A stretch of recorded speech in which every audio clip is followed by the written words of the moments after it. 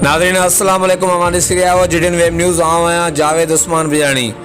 ख़बर आहे नापरकोट थाणे जी हद सुजरा लाड़ो वारे इलाइक़े मां इंडस हाईवे ते नामालूम हथियारबंदनि पारां ईटीओ हुसैन अहमद बिजाणी जो अघु वठी फुर जी कोशिशि कई वई।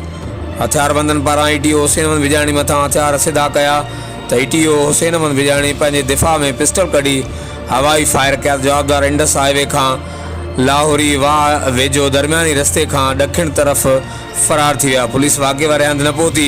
केतिरा ई ॻोठाणा इलाइक़े वासी वाक़े वारे हंधि पहुची जवाबदारनि जा पेरा खणण में मसरूफ़ आहिनि। होॾां यादि रहे त ईटीओ हुसैन अहमद बिजाणी पंहिंजे ॻोठ हाजी मीरबाज़ ख़ान बिजाणी खां आफ़ीस जे कम जे सिलसिले में शिकारपुर आफ़ीस वञी रहियो हो त वाक़ियो नापरकोट जी हद में लाहौरी वाह वेझो इंडस हाईवे ते पेश आयो। ॻोठाणनि मूजिबि 3 कलाक गुज़री वञण बावजूदि पुलिस वाक़े वारे हंधि न पहुती आहे। हर वक़्तु आगाह लाइ ॾिसंदा रहो जीडीएन वेब न्यूज़ करमपुर।